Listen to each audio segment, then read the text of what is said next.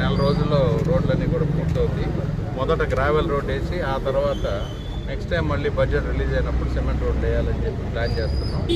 ఇంకా ప్రజలు కనుక ఇంకేదన్నా సమస్యలు ఉంటే కూడా మా నోటీసులో పట్టండి, పట్టుకొస్తే వెంటనే టేకప్ చేద్దాం.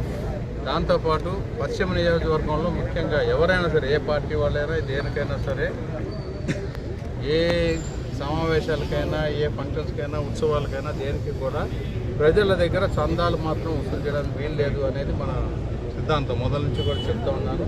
మీకు కనుక ఎవరైనా కనుక ఆ విధంగా కనుక చందాలు వసూలు చేయడానికి వస్తే మాత్రం ఎమ్మెల్యే ఆఫీస్కి తెలియపరచండి. ఎవరికి చందాలు ఇవ్వాల్సిన అవసరం లేదు.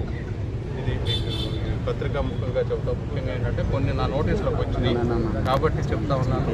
డెఫినెట్గా ప్రజానికం అంతా కూడా ఏదైనా అవసరం ఉంటే పార్టీ లెవెల్లో మేము చూసుకుంటాం.